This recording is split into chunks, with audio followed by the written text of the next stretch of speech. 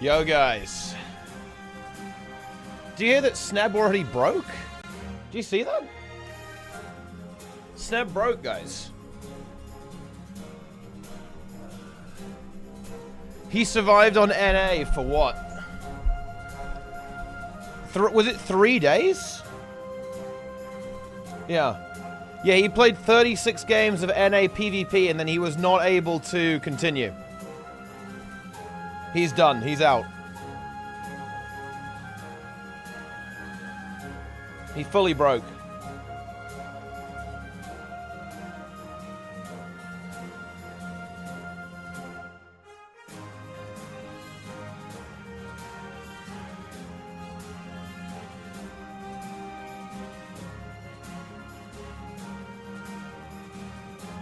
Sneb the breaker.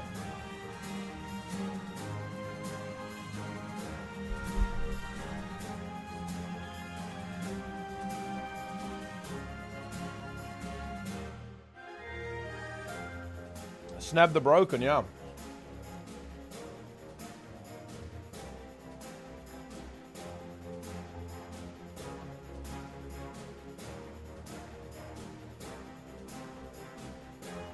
Can we get to the breaking moment? Yeah, I've actually got the clip. I've got the clip.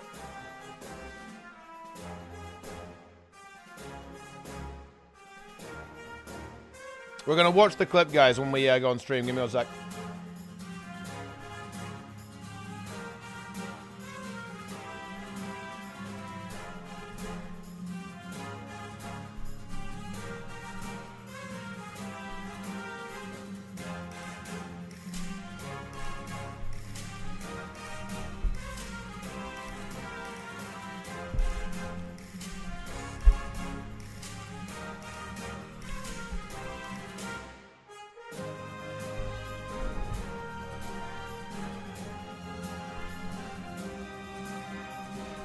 All right.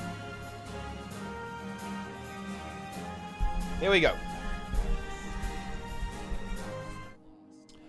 So this, guys, this was the moment, I believe. Let's take a look. Let's take a look. Are you guys ready? Wait, holy shit, look at the size of that emote. That emote's huge. Okay. Here we go. I'm just trying to look at like what a good target. Sneb moving into mid. And go for this guy. He gets immediately virtuosoed. Whoa. What hit me? Literally what happened? Yeah. And I think this was what essentially broke him. I don't think it was even Ranger. It was Vert, wasn't it? I'm just trying to look at like what a good target would be. Like, I think a lot of the damage was from the Vert. Oh yeah, yeah, and then the Soul Beast is also hitting him at the same time, right? The Soul Beast is also pumping. Literally, but I think a lot of the damage was actually the Vert, because like the Blade song comes through, that was like half the health. Oh, what hit me? And then he just got destroyed instantly. And he broke after this game. Like after this game, he broke. But yeah, it was a pretty messed up situation, guys. And then look at this. This game doesn't go well either. Man, this game is actually a heartbreaker too. Look, he actually nearly wins the game. Look, he's about to, look, the bell's up. If they get the bell, they actually win the game. They get 75 points. He needs a decap. But look at this, guys. He doesn't get the cap just barely in time. He's off by 2 seconds. Look at this shit. Here we go. And that's it. Boom. He doesn't get it. And then after this, he breaks. He just completely breaks. I actually find it so unfun that it makes me hate the game. I actually think that the challenge has won. Like this is not fun. Like I don't understand how people enjoy this at all. Yeah. The games are just back and they're not even like a tug of war at all. It's just like PvP is not fun at all anymore. It is not. There you have it. Like I don't think I can do it.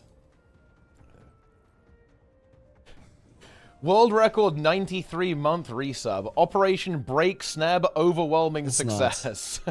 Yeah, I mean, I guess so. Yeah, look, I don't want to do it anymore. Yeah. I'm not gonna lie. Here There's no change they could make to PvP at this point that would make me want to play it. There is no change they could make. So unfun to me that I can't recommend anyone play this. Yeah. I don't like playing this on stream because I think that the game is just so bad that I wouldn't want people to play it. I would wouldn't want to protect people from playing this. I want to protect people from playing it. So unfun. Yeah. I heard the cryptist in charge down here is Peter's cousin or sister. I mean, that's unfortunate. Yeah, I don't think ATs would be fun either. The problem, you know what? I should do a video on PvP. He's going to do a video on PvP, guys. He's going to expose PvP.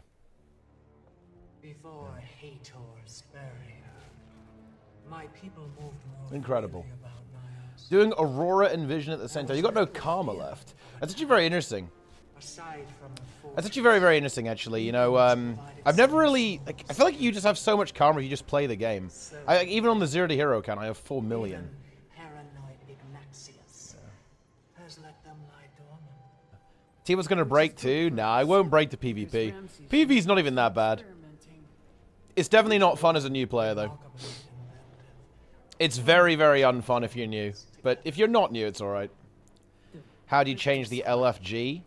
I mean, I would change... I'd, like, trim down a lot of the categories. And I'd also just make it... I'd make at least an option for apply accept rather than insta-join. I think insta-join is just very unfun for commanders to deal with. So there needs to be a squad option that says that when you join, you apply. And there's like a UI support for that. That would be like the really big one. No, this is EU, actually. Awesomeness. This is EU right now. Yeah. And I think what else would I do with the LFG?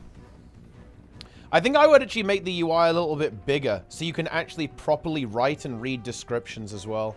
Like, the UI is very, very small. And I'd also make it a bit more visual. It needs to have little images on it instead of just text. It's very, very wordy right now. You know what I mean? I think that's no good. I think that's no good at all. What was the Strike Gaming? Okay, listen. I thought Fungus was going to be at... I thought it was at 6. So I didn't set my alarm. I did not wake up. Because, well, I wasn't intending to wake up. That was the problem. But yeah, that was definitely a big mistake. Like, I won't make that mistake again. Yeah, and then I think Luaran wasn't able to come either, which is really unfortunate. But it's fine. We do need to get Fungus operations underway. Once everyone's on the same fucking World versus World server, then we're in business. I think I'm gonna focus on World versus World a little bit. It's actually a little bit hard to get the PvE stuff going. I think it's gonna be much easier to do PvP in World versus World. I think actually. Yeah. So that's what we're making happen. But it's fine. We'll get there. We'll get there. It's a work in progress, guys. It's a work in progress. Why does nobody make subgroups? This is the one I'm talking about, guys. Like, do you know the deal here?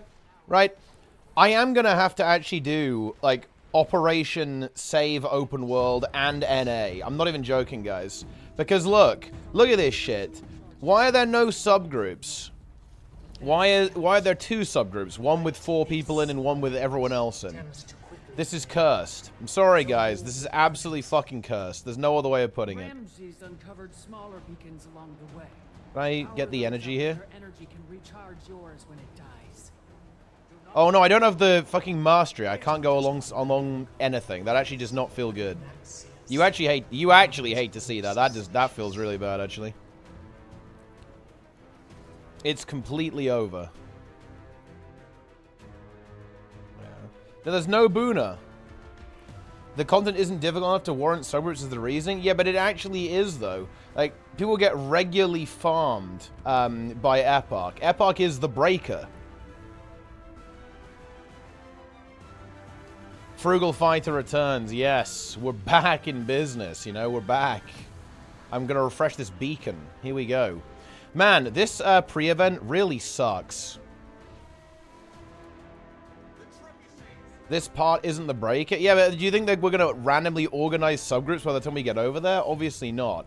Like, we will continue to do nothing and then break. I will take the, you know, the juice over to the other side. It's just 30 trillion HP. Well, I mean, yeah, but the thing is, that is the same thing as difficult, right? Like, you know, it 100% wins. It defeats people. It farms. 10 people in a separate storage to do the rest attack Epoch. Yeah, but you lose so much damage by doing that, though. Like, oh my god. Like, that is really bad to do that. Like, you should like, if you want to have 10 people doing it, I think that's a perfectly good idea. But like, assign 2 subgroups to do it. Do not do like a giant subgroup. You lose so much value doing that. Oh my god. This is what I do. I've got to bring the Zero to Hero back for this reason. Like, well, I mean, we are doing that. I've actually recorded a video talking about Zero to Hero. I wanted to do it off stream, actually, so I didn't get distracted or anything. But yeah, I just talk about it a little bit. That'll be going up soon. Kind of explaining, like, what happened, basically. It's a pretty honest video, so hopefully that's good. What the hell is going on here?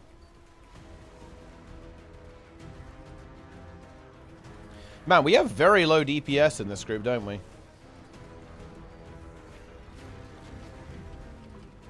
The DPS is not high.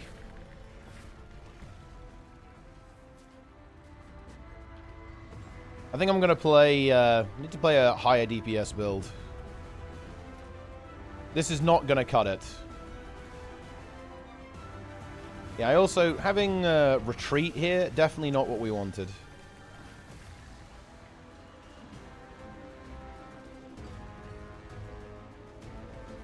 Ow.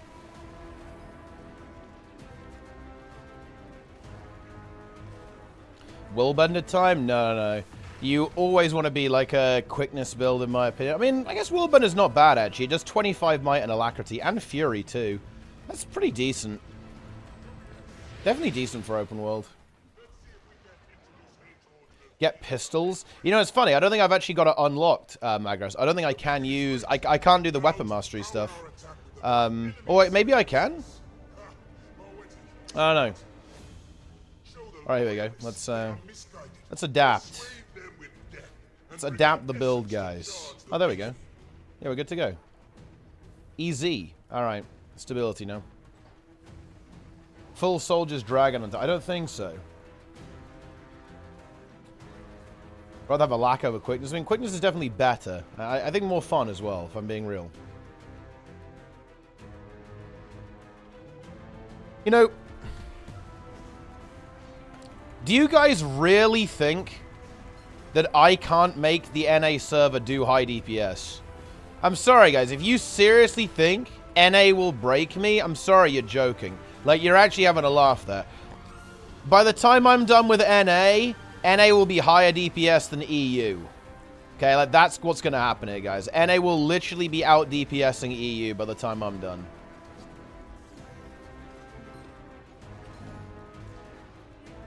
I will show NA the way.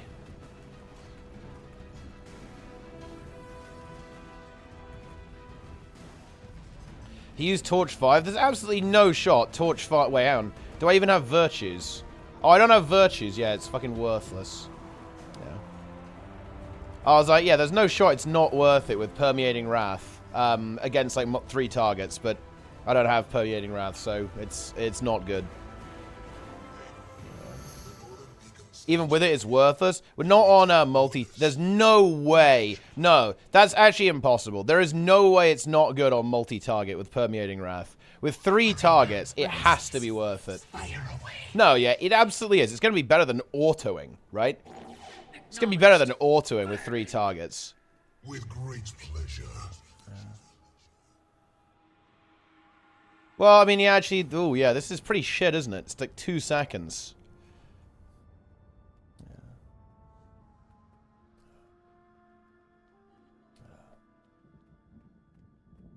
It does cleanse, yeah, but weirdly not on you, though. It's kind of weird. Worked. The barrier's damaged. Converge on the gate. There were 10 people AFKing the South Octavine after one-shotting it. Interesting. Very funny, Sebastian. Converge.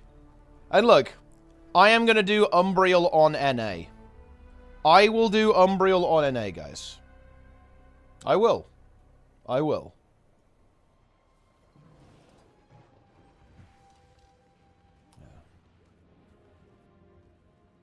I'm not going to break to NA. Do Umbral NA without signups? I'm not going to do signups. I'll just do pugs, right? Pugs. I'll do Umbral CM on NA with pugs. It won't be hard either. I believe in NA, guys. I believe that NA will be able to complete the content. Quickly wayfind him. Ramses and I will hold the barrier down. Keep Hator's forces off us. $100 if you do Umbral CM Gold on NA. Well, I mean, I'm probably not going to do that today, but yeah, I can do that. That's doable. I believe. Need to bust out the heal Scourge.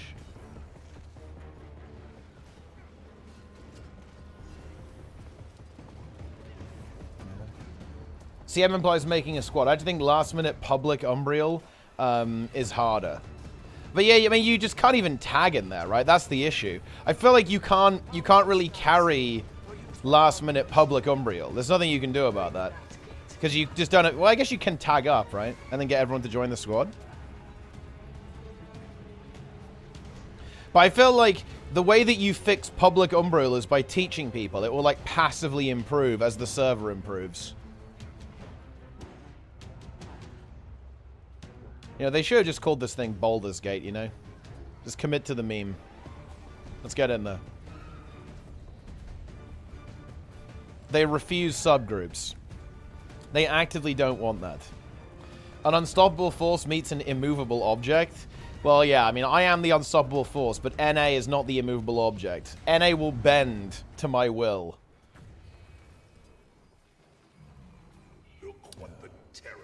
That's what's going to happen, guys.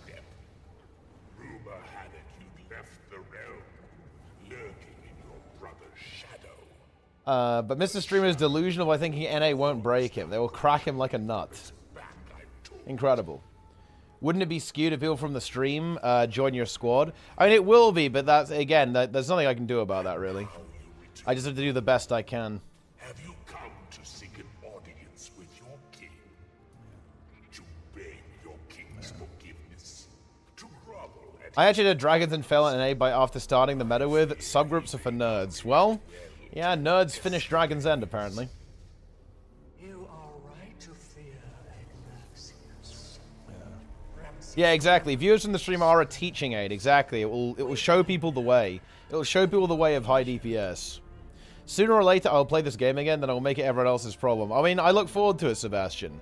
I look forward to the return of, well, I mean, look. I mean, surely you're interested in this expansion. Like, Zoja was in this expansion, right?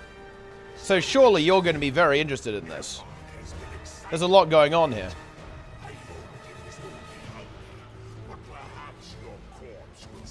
Boom. I'm auto-attacking, guys. I'm auto-attacking. Oh my god. I don't have alacrity. You know what? That actually feels pretty bad.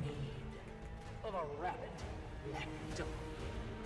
you betray your king and your people. I will But it's okay. Who needs it? Who needs alacrity?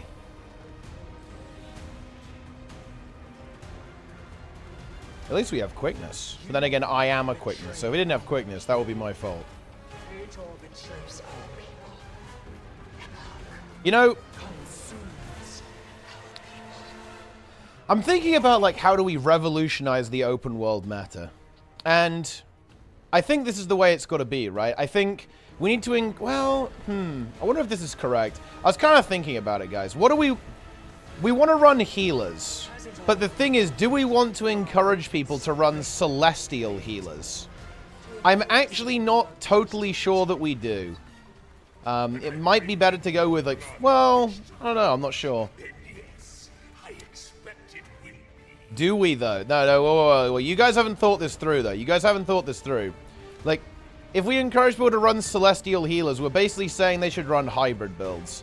And the problem with that is that, like, hybrid builds in general are much more difficult to make effective, to be honest. If you have to like do damage and heal simultaneously, I'm not sure if that's going to work out super well. I'm just saying, guys. It's a risky business. It's a dangerous game you're playing with that. It absolutely is. It's a dangerous game, guys. Supports are inferior just to boon DPS in open world. I think having a couple of healers is good. So, like, in a squad of 50, having, like, 3 to 5 healers is really good, especially heal Scourges. I think the most relevant healer by far is heal Scourge. Like, every other healer is pretty whatever. Like, it's not that important, I think, but, like, having a couple, I think, is really good. How do I stop the squad from parking Sora on top of the Sky Skill Launcher and griefing all the melee players? I'm not sure if that's possible.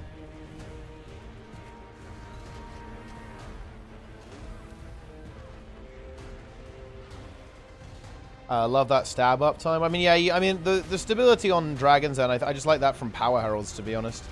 Power Quickness Herald, then boom, you're good to go.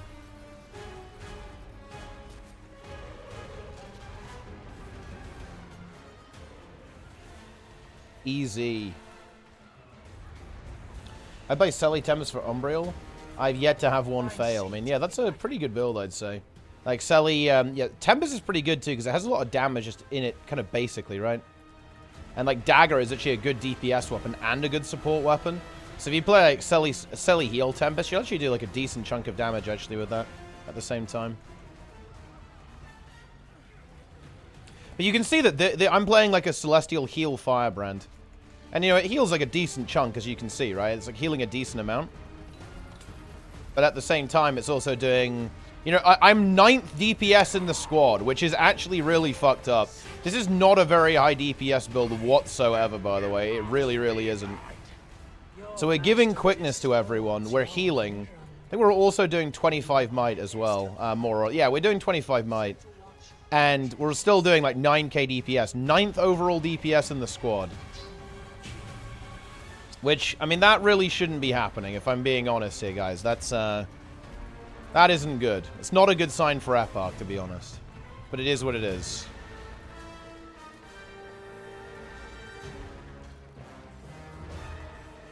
Surely Epoch won't win. There's no way. It's not possible. What have you done? Run. I'm out of here.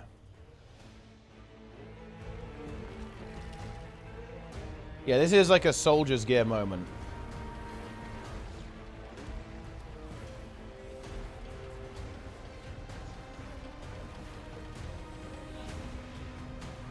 Let's go.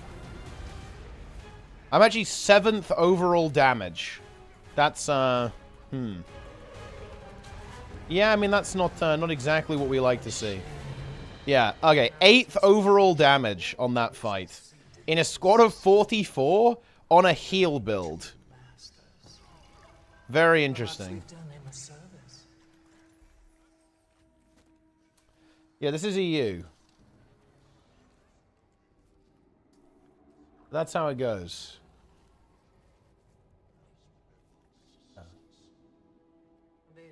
Everyone else is 0 damage. I mean, yeah, apparently. No, we're on EU now, guys. This is not NA. Full screen arc. I mean, I don't really want to change it. That's probably not going to happen. Can you show combat time? Well, I mean, I don't think combat time is really that relevant here, to be honest, because at the end of the day, like, however much damage you do is the important thing. I actually think the most important number is actually the how much damage did you do, like the actual number. If Ramses and I put our horns together, I'm sure we'll figure something out. A lot of people just didn't really do that much. This, I mean, 3k DPS, 2.7k DPS, 1k DPS. Very interesting.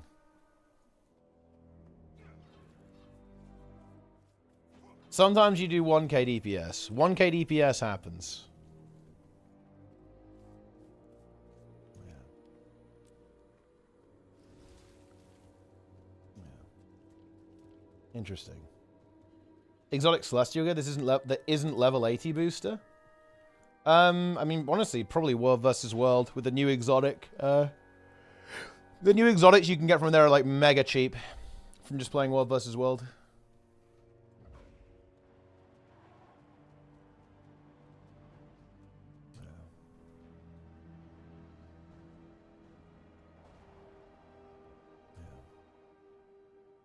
And look, guys, you know, sometimes you do 1k DPS. You gotta watch out for that.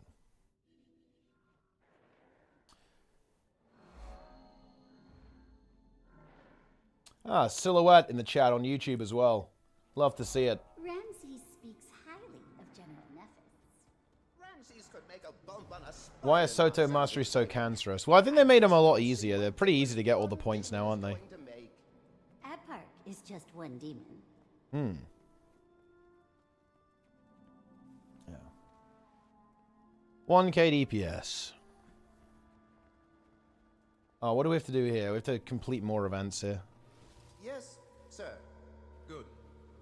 I still need 7 more. I think they're pretty easy to get now that all of the map is out. Like, if you play through the story, play through like the entire story, you're good to go. Full Harrier build does 2k. Full Harrier build is more like 5k, I think. If you're attacking consistently, anyway. At 25 might is pretty good. What is it? What does this want us to do here? Destroy the Cryptus turrets. Oh, I'm going to have a hard time doing that, aren't I? Oh, yeah, I can, like, barrel roll through them. But I don't think I can do anything else. I don't have the fireball. Does not feel good. Core Thief? What's it doing? Is it 1 billion DPS? It better be 1 billion DPS.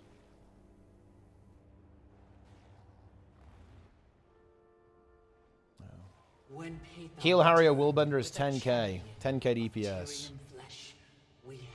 42k. Wow. I mean, I guess that kind of makes sense, though, right? Like, Thief Elite specs are kind of weird, to be honest. Like, a lot of the damage coming out of Thief is actually just from Thief. Not really even from, you know, the Elite specs, even. Like, Deadeye obviously cranks it up to insanity with the Maleficent 7, but, like, a lot of, like, Elite specs for Thief are just not that good, weirdly.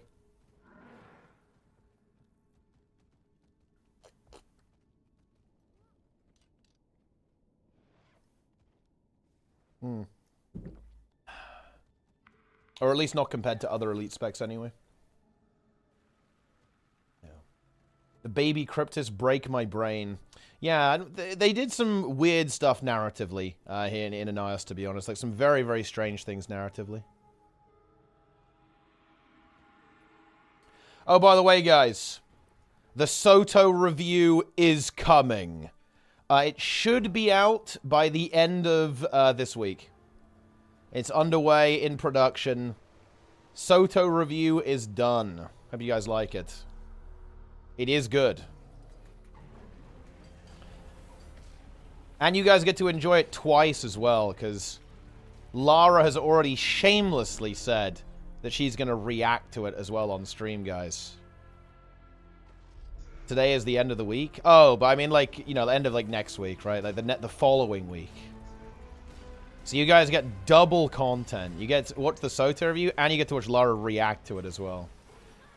Is it spicy? I mean, I wouldn't say it's really spicy, because, like, spicy implies controversial. I mean, I'd say honest is a better description.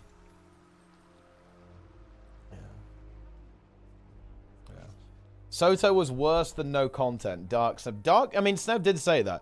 Sneb did actually say that SoTo is worse than nothing. Which, you know, that's pretty harsh. I'm not sure I'd go that far. gw2 Clarity of Nexus? Nah, I'm not going to install any of that stuff until there's a ArenaNet policy on it. Yeah. Dark Sneb. I think Sneb's kind of broken, honestly. I think he's very doom-pilled on the game right now. Like, he just logged into RuneScape. Honestly, man, the music in that game is so good. RuneScape is a based game. Like, one day I'm going to have to do, like, a duo Iron Man with Sneb and RuneScape or something. That will be content.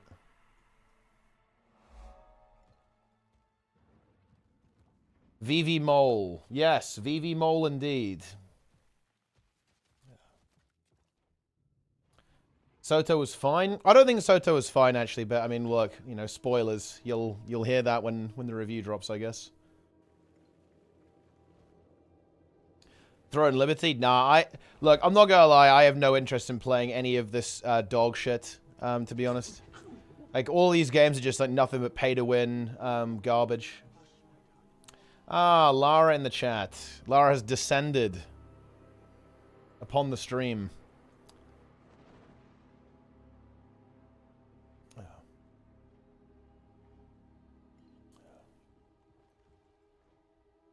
SoTo. Yeah, we're just talking about React content. React content, guys. IRL CMs, it's going to be tough for gw2 to keep up. I suppose so. It's interesting that ArenaNet adding more content to SoTo has made the expansion retroactively worse. On launch, it wasn't perceived as that bad. Well, it's because, you know, I actually think that is true. To be honest, I think, like, the follow-up, like, the expansion started pretty strong, but it just faltered, right? Like, that was kind of what went wrong. It definitely did falter a little bit as time went on. Dude, I am bored. Thanks for the Prime. Love to see it.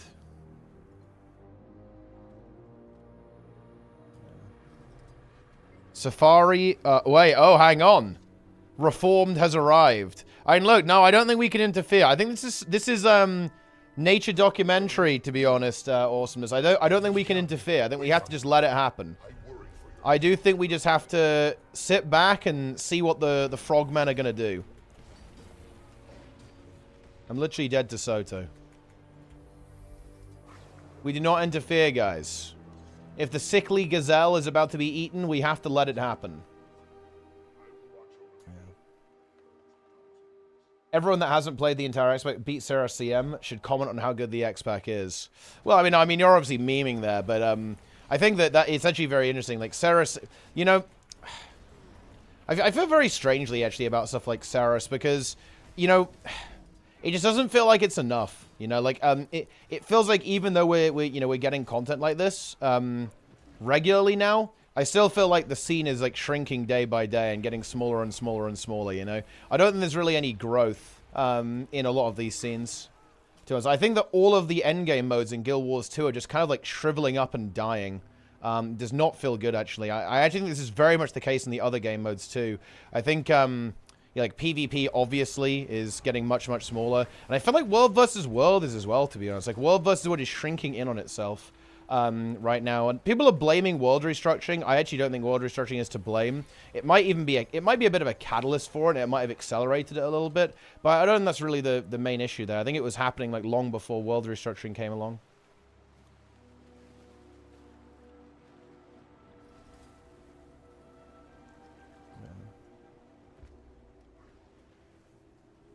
Rot.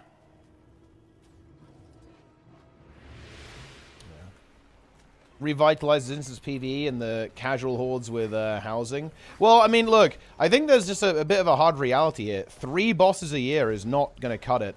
Like, 1 raid a year is just not enough to sustain the scene, in my opinion. I think one of the really big problems that's kind of happening with Guild Wars 2. This is an interesting one. This is kind of my theory. I don't know. I need to think about this a little bit more. I think the problem that's happening in Guild Wars 2 right now is that less and less people are treating it as their main game. I think there are really not that many people who main Guild Wars 2 anymore. I think that it's becoming more and more like a secondary game to a lot of players. And I think that's actually kind of problematic, actually.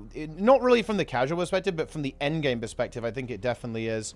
Like when you don't have like a lot of people who like really play the game a lot, I think that the endgame scene suffers a lot from that, and I think that's exactly what's happening here.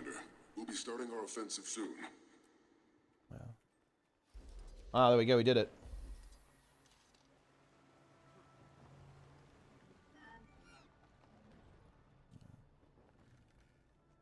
Let's go.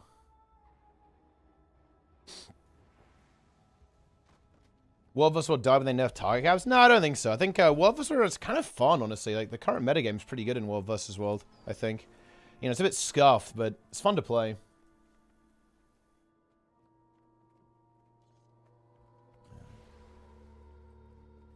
And yes, Zero Hero is returning. More information on that soon.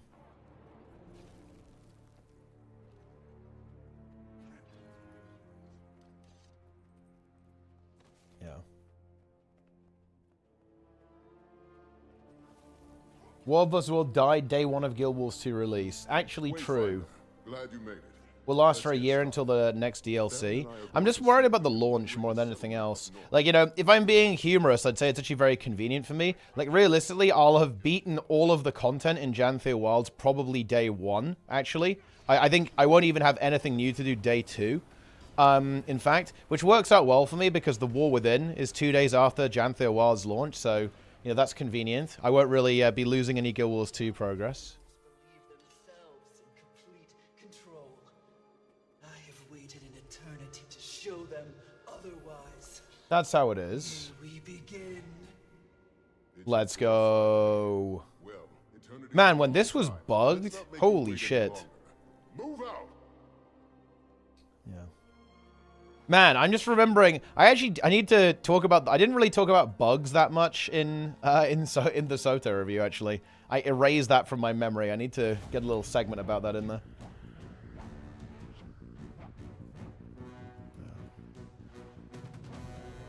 Nah, no, the raid is not. No version of the raid, guys, is day one. All versions of the raid are in the first patch. Normal would be so ass if we cleared day one. I actually think that's really... I actually don't agree with that sentiment. Like, yeah, sure, it will be easy and cleared day one, but it's the normal mode it's supposed to be. I think that's actually... It will be a problem if normal mode wasn't cleared day one. That's good. And look, just because something's, like, relatively easy doesn't mean it can't be fun, right? There's, like, plenty of, like, easy fights and easy dungeons that are still fun. So, like, Fractals are still fun to play, even though they're very, very easy. First patch is normal mode? Yeah, first patch, 3 months after launch, guys. That's 3 months after launch. And then CM and Legendary is 6 months after launch.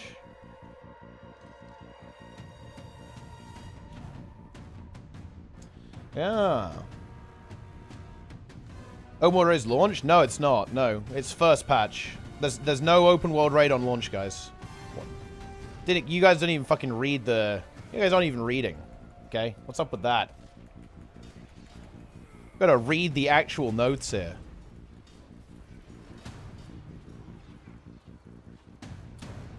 Yes.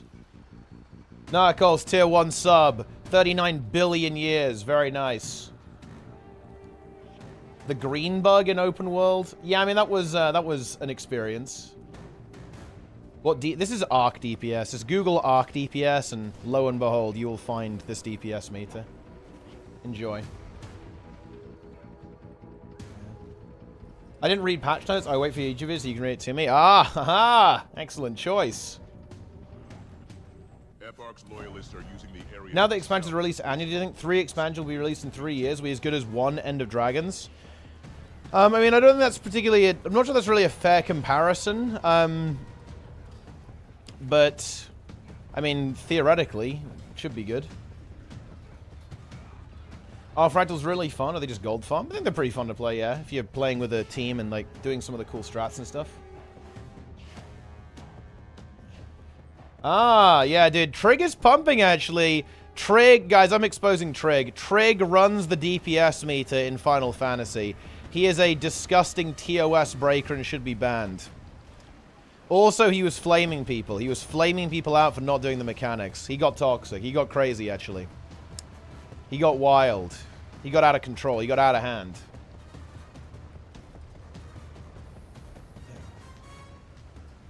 Yeah. Last ever just released, it took 3 days for World's First Club, the final boss on hardcore. Okay. So, something has gone wrong here. One, you don't disagree. You just weren't listening to anything that anyone was saying. You're saying that it took 3 days for people to do it on hardcore, which is presumably the mode where you're not allowed to die, which is like an explicit challenge mode. Whereas we're talking about the normal mode raid aimed at casual players. Can you see how these things are not the same? And yeah, like, they're adding the hard modes afterwards. Like, yeah, sure, it kind of feels bad that it's a lot later, but it's a lot later. How many days to be able to clear Sue 1? I mean, wait, you mean like open world? It died day 1, but it was very based nonetheless. It was like second try. When are you gonna do the PvP challenge you talked about with Sneb yesterday? I mean, which challenge is that? I mean, I think Sneb's done with PvP. He's done.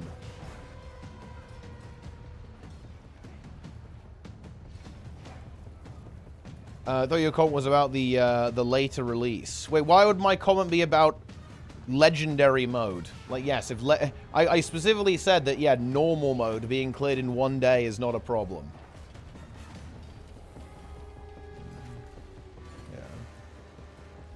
HCCM took a week. You gotta, man, like, I have a lot of things to say about Guild Wars 2 progression, to be honest. Like, one, I don't think that people were very used to progression. Like, especially with HTCM, people were playing like 4 hours a day, right? Saros is a lot more hours, but I actually think...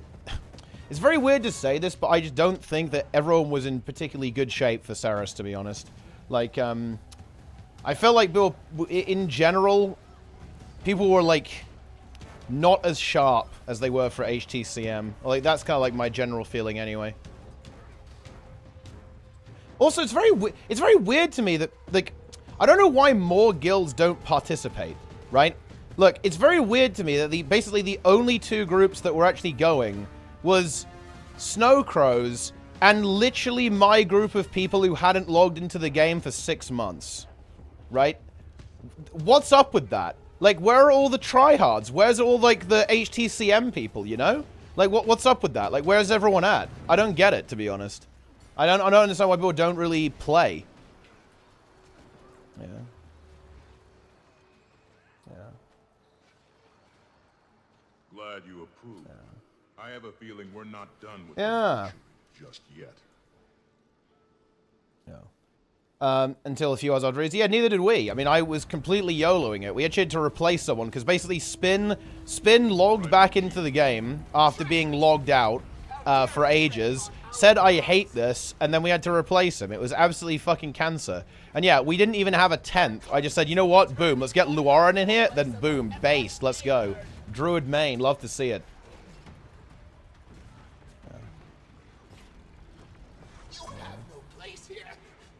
Yo, Chomp party. Let's go. Chomp raid. Also, Chomp, by the way, guys, is leader of Motor Team Champions. I assume you guys are playing the monthly as well this month. I will be watching. I will watch the finals, at least, or I will watch some of NA as well. I want to see Champions monthly AT winners. Champion rank 1 NA. Very, very nice. That's what we like to see. Very good. If you play Core Mesmer, it's actually incredibly based as well. Or maybe you'll stoop to the level of Power Mirage, which is actually pretty good in PvP, I think. We'll defeat USA this time. Very, very nice. Champions rank 1 legend. Yeah. Never thought I'd say it, but this criticism is growing on me. Road's ready for the final push. Let's move. Oh, no. I really want to, like, I definitely want to see... Oh, support Chrono. Ah, okay. Ah, interesting. What's your status? So we're going full meta. Love to see that. Very nice. Very cool. Motor 3 team representing NA. Fantastic. Yeah. Yeah, I really want to do like a proper world's first thing in Guild Wars 2, but it's so fucking hard to do it. Like, the problem... Do you know what the problem is with world's first, guys? The problem with world's first is that it kind of requires people to play the game, and it's kind of surprisingly hard to motivate people to do that. Yeah. Yes.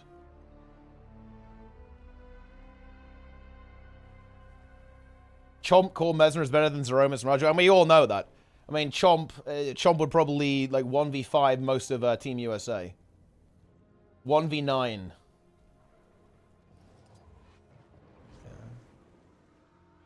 Horizontal prog MMO issues? I don't think that's actually the issue. I think, you know, in my opinion, horizontal progression actually makes a game, theoretically anyway, more competitive. Because you can reroll easier. Favorite race in Guild Wars 2? I mean, I play a lot of human and char.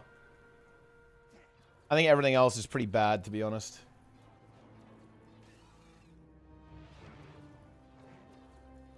Should people not get into Guild Wars 2 with hopes of a main game? Well, it's a really interesting question to answer there, because I don't want to answer that in a negative way, because I do think Guild Wars 2 is a better secondary game than a primary game, yes.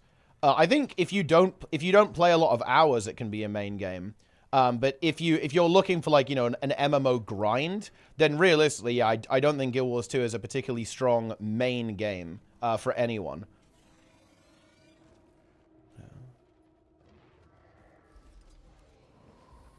Because the game just doesn't release enough content for that.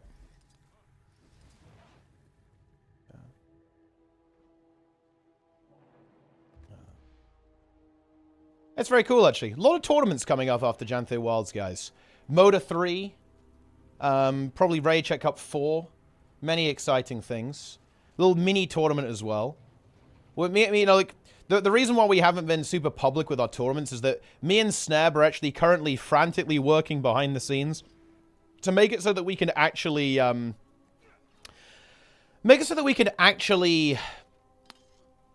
have the titles, basically. And we need to understand how, like, the ArenaNet policy works for all of this stuff, and how their policy is when it comes to community events. It's not immediately obvious, and we're trying to fix that, because we had a couple of issues, right? We had a couple of issues with a couple of issues with Raid Check Up 3. We want to try and fix that.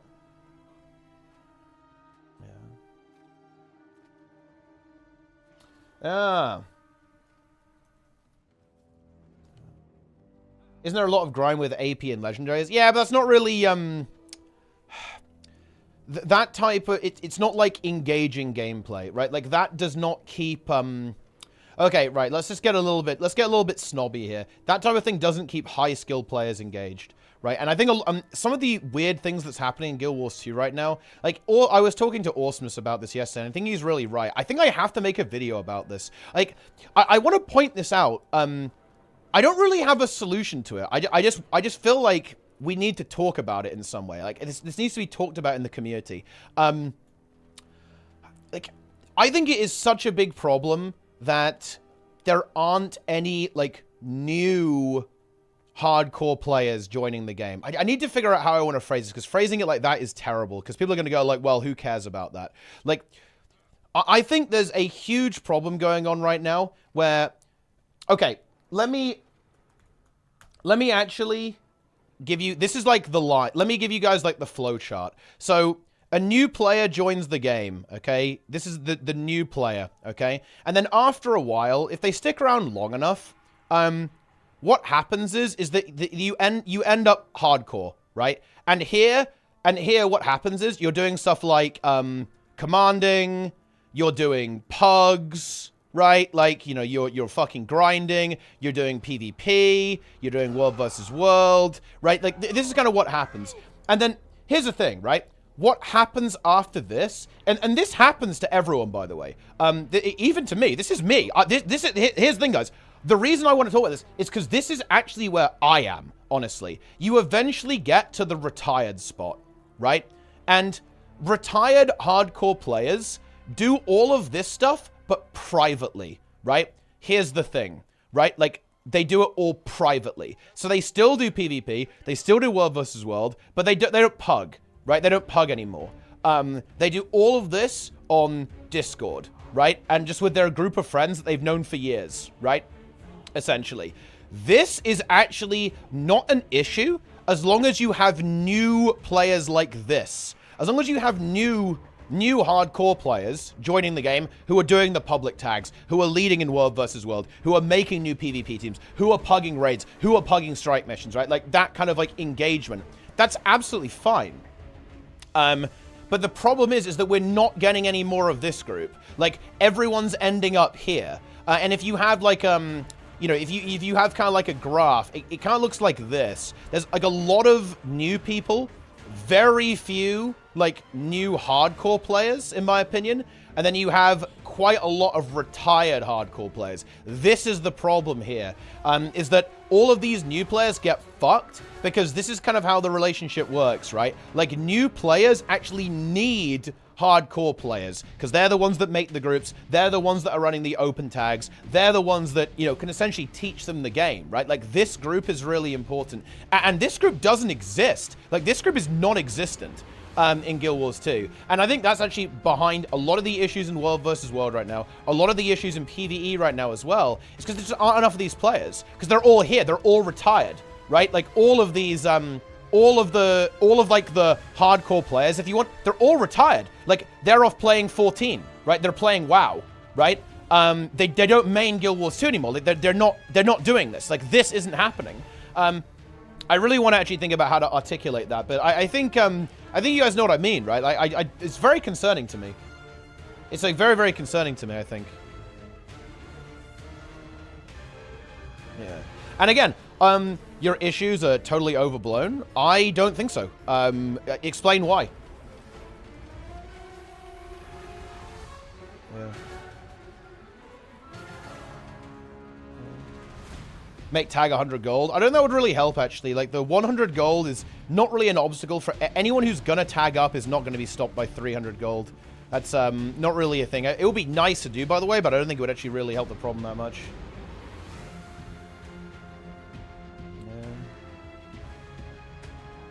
Yeah. Hardcore players. I mean, yeah, these people are important.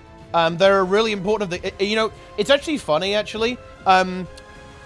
Guild Wars 2, quite ironically enough, is actually more susceptible to hardcore players quitting the game or retiring, by the way, because of the commander system. Like, the entire game is basically founded on this commander system with how things work in open world, and every game mode, really, actually. But the thing is that when those, you know, again, you know, it's a casual game, right? But it's more susceptible than other games to this because of the way the game works. Groups are still being created and ran off at times. Ran it off times. When did I ever say anything to the contrary? Carnifex. Like, is there someone else in the room with me? Like, did someone say that? Who said that? Yeah.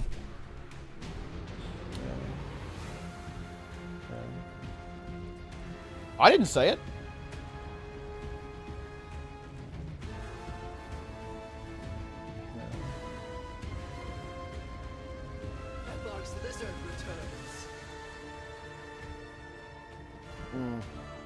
I didn't say that there were none. I'd say that there's less than there used to be. And I think it's especially true in the quote-unquote endgame modes, when you're looking at something like raids, something like fractals, strike missions, and definitely World versus World and PvP as well, actually. You know, like, I think World versus... you know, I think the game mode that's actually... I think that the game mode that suffered the most from this is actually World versus World. Because I know a lot of people maybe don't actually remember this, but guys, did you guys know that, like, there almost used to be too many open tags in World versus World? Like, do you know what they had to do, guys? You had to have a meeting before every reset to figure out who's tagging where and guarantee that nobody overlaps. Like, that was a real thing that you had to do. And you know, there were like too many people tagging in World versus World that you had to like a proper system on this, right? like, I really think people don't remember, like, what the game used to be like in terms of, like, how many people were actually doing this. And I do think that World vs. World in particular has suffered from this. I absolutely do. Because there are just, like, open tagging is kind of dead, right? Like, open tagging's kind of dead, guys, if I'm being real. Like, you know, obviously there are still people who do it, but it's so much less common than it used to be in World vs. World.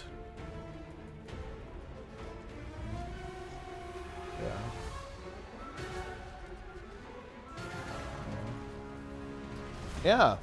You couldn't join if you weren't in their Discord. Honestly, no. That's kind of a more modern thing, if I'm being honest, Cheetoy. Back in the day, in the HOT and Path of Fire eras, Discord was encouraged, but it wasn't actually as much of a hard requirement as it is now. Like, with the advent of private tags, that's very much the case. You're going to need to be in the Discord to actually get access to the squad. I think that is the case now. But back in the day, not really. Like, you would definitely be encouraged to, and there was like there was a lot of cultural pressure to join Discord, but it wasn't as mandatory as it is now.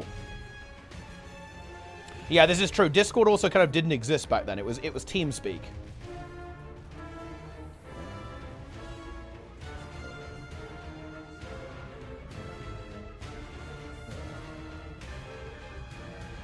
Yeah. No, I'm supposedly hidden in an open Discord channel. Exactly, yeah, that's kind of what's going on then. And again, I think it's because a lot of these hardcore World vs. World players, I think, are retired, right? Like, this is the thing, guys. I think a lot of the World vs. World comms are here. They've either quit the game or they're retired. There aren't, like, I think that, like, you know, Trig and Awesomeness tell me about Penguin on NA. I think Penguin is kind of one of the last examples of, like, these comms who just, like, tag up open all the time and just blast. There really aren't... I don't know a single one of those on EU, actually. And again, maybe I'm just out of the loop here, but I don't know a single, like, pure open tag that just does it very frequently. On EU, at least.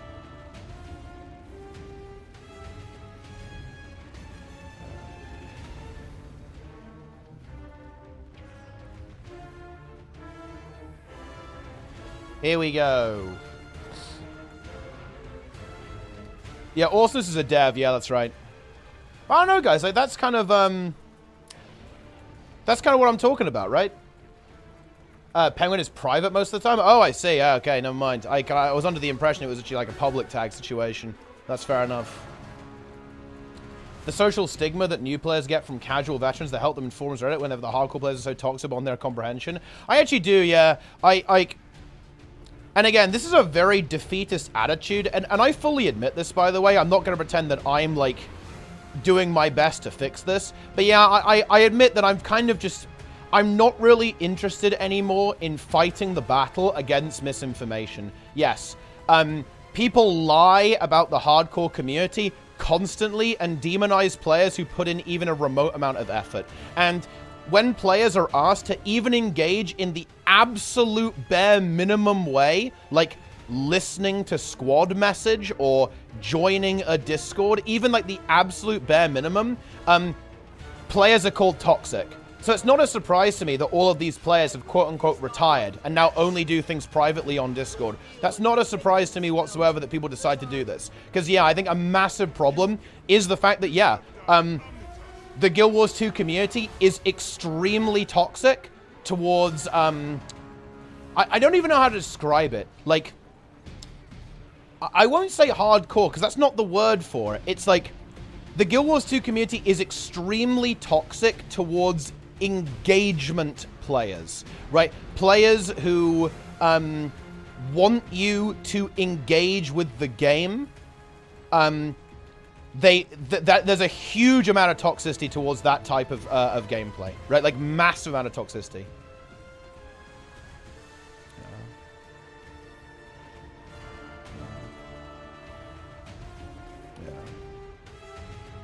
But yeah, high competency. It's not even, no, it's not even competency, because I think that's that's a mislabeling. Because again, like, these commanders and these players, they're not asking for competency. They're not asking for that. They're asking for you to engage. They're saying, hey, read the squad message. hey, you know, maybe, you know, listen on Discord. Hey, maybe, you know, change your build so that it makes sense, right? Hey, maybe do that. Epoch has countless crimes for which he must answer. And it requires cooperation. Exactly, yeah. Like that's the issue, is that, you know, you get huge amounts of pushback against that. So everyone just does it privately. When a game is in balance and designed to a high competency audience, old crew and new players will come in, play a bit, not have access to being taught, think they're top dogs, and then have no clue why they fail. But no, I don't think that's actually a caveat. Didn't I just exactly say that? Yeah, I think you're absolutely right. Yes, there are no, there are none of these. There are none of these players to teach the new players. I think you're exactly agreeing with me here. Yes, all of the good players don't interact. This group here, the retired hardcore players, never interacts with new players ever. Right? It's very uncommon to see that happen. So new players don't have the guidance, right? Like of like the, you know, the hardcore players. Yeah. The hour is at hand, my friends. The spires of Zakiros lay. What does the wicked at the top of your drawing mean? Oh, dude, I guess it does look a bit like a wicked. Well, that was just the cone. Cone! Where'd you put the 10-year Guild Wars 2 veteran doesn't join squads, does 5k DPS, won't join Discord for World versus World? I mean, I don't know. I don't know how I deal with that. Preside over the Citadel. The Central is the most important, but it's nearly impenetrable. Instead, we must take the other two and I often ask something and all I get is silence. And here's the thing, like, that experiences like that ultimately kind of drives you away from doing it, right? Like, eventually you're just going to get burned by that and stop. Like, this is the thing that always happens, unfortunately, in Guild Wars 2. Like, you're well on your way to becoming a retired player. contingent outside to secure the courtyard and protect. In what context do you mean that they're not helping new players? Okay, so what I mean is that there aren't players who are actively doing this, right? So like you actively interacted with these people, but not the other way around, right? That's what I'm talking about. Like it's a very one-way thing. If you want to go and talk to these people, you absolutely can. And yeah, it's all really, really nice. But it's not the other way around. And it very much used to be. It very much used to be that people would, like, actively teach people, like, actively try and help people get better at the game. And understand the game and, like, how to solve problems and stuff. And that's much less common now. Yeah, exactly. They are helping players, and they're really helpful. Privately. Right? This is the difference. Privately. Ah, I'm doing very well, Mokadaza. But you must retreat immediately in defense. Yes. The hardcore players are willing to act. Oh, yeah. No. Yeah. They absolutely are. They are. No. Okay. People have misunderstood this, and I understand why. Yes. Guys, to be clear, the hardcore community is more than willing to help. They go above and beyond. It's just that they get very negative interactions when they try and do so. So they'll only do it when people come to them, right? They don't go the other way. There isn't that outreach that there used to be. It only goes one way. If you want to get involved, yeah, people are going to be really nice and they will help you. But it's only one way. It's private. It's not outreach. That's the difference here. Again, this is why I need to, like, properly flesh out the ideas, because I can understand where the confusion is there. Yeah, I'm not saying that the hardcore players are, like, you know, they don't want to help, or that they don't help. They absolutely do. It's just that they're only going to do it one way. Yeah.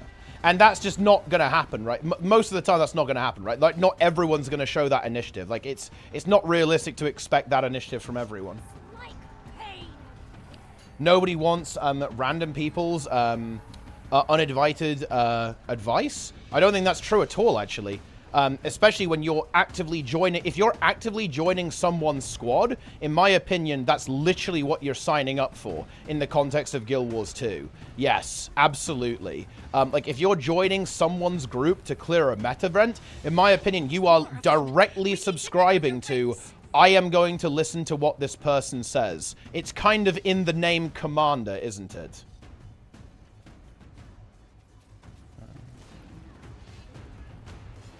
The central one is exposed now. Destroy it. And yes, if you're joining someone's raid group, or someone's, like, strike mission squad, or fractal group, or PvP group, yes, you are saying, I am going to do what this person, or I'm going to listen to this person, or at the very least, I'm going to interact with this person. Yes. Yes. That is exactly what's going on there. It's like this in every game, by the way. Especially in World vs. World. Holy fuck. Especially in World vs. World. Like, if you're joining a commander squad in World vs. World, yes, you are directly saying, I am going to listen and engage with this person. Yes.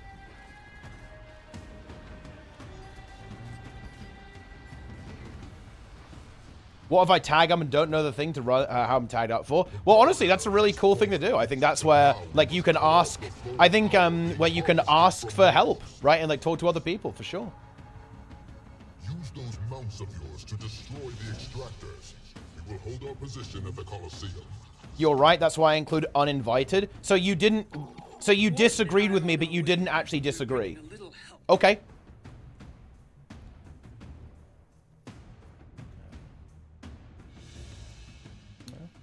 I think there's another weird issue where the older community want to be more hardcore. These days, Guild Wars 2 is seen as a casual game. I know, thing is, every MMO is seen as a casual game. I actually don't think Guild Wars 2 is actually seen as a casual game. I think it's actually a step further than that. I think Guild Wars 2 is seen as an anti-hardcore game, right? Like a game that actively rejects any hardcore ideology. World of Warcraft retail is a ludicrously casual game. Like, people think that retail WoW is like a raid simulator. It's absolutely not. Retail WoW is like fucking walking around in the open world, talking to a fucking dryad and a tree person, and then collecting battle pets. Like, that's what retail WoW is, okay? Like, retail WoW is not this, like, crazy hardcore raid game.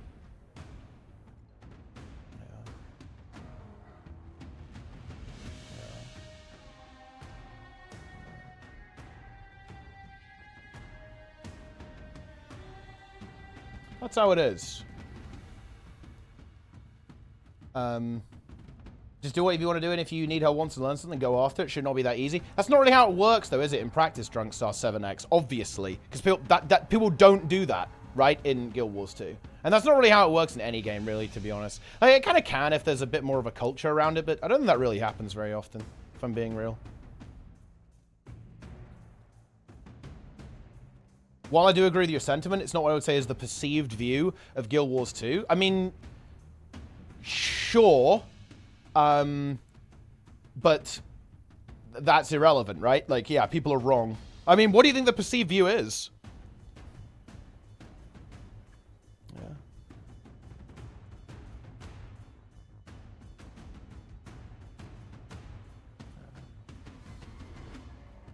Yeah.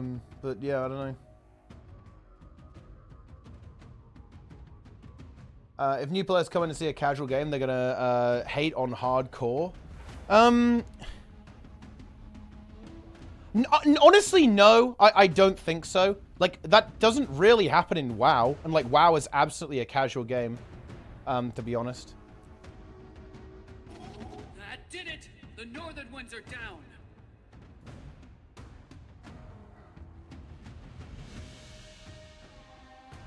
WoW isn't perceived as hardcore? Well, that's what I mean. Yeah, neither is Guild Wars 2. There's a big one over there. Everyone across. We're going to take the fight to them before they can regroup. Well, I mean, I think you mean, like, it is perceived as hardcore. I mean, it kind of it isn't perceived as casual. Yeah, I mean, people are just wrong about that, though. Like, I mean, I've played the game now a lot. Like, anyone who thinks that WoW is a super hardcore game, I'm not gonna lie, they're actually delusional. Like, it's ridiculous to say that. It's actually unhinged behavior to call it that. And betray my oath. I would sooner die. I would sooner die. Well, I mean, yeah, like, I guess that's what's gonna happen then. It's over for you. Oh shit. Dude, we got the slicers in here. It's over. I wonder if we're actually gonna be able to defeat Epoch, guys. What do you guys think? I'm fully ignoring the toxic gas mechanic. I don't give a fuck.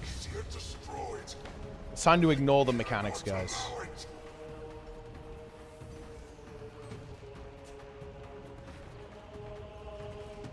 There's a video on YouTube where someone reviews Guild Wars 2. It says it heavily focuses on elites and ArenaNet hates, ignores casuals. I mean, look, you know, like there are idiots everywhere, right? Like it is what it is. Classic WoW is perceived as super casual. Part of the reason it got so big. Hey, you know what's actually really funny about Classic WoW? It actually shares a lot of the same cultural issues that Guild Wars 2 has, actually. They're very anti-effort in that game. They hate the idea of, like, looking at someone's logs and gear to get into a raid. They absolutely fucking hate it. Which is very, very funny to me.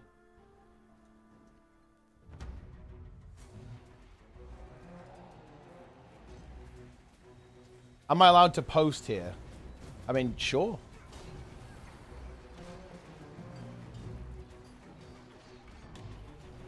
Yeah. Well, like, here's the thing, though. Like, it's like, you know, we're talking about, like, adding more content and stuff. It's just, I don't really know how you... I don't really know how you fix this, right? I'm not sure, like, what the... Like, how this ever changes, to be honest. Or, like, how it will get better.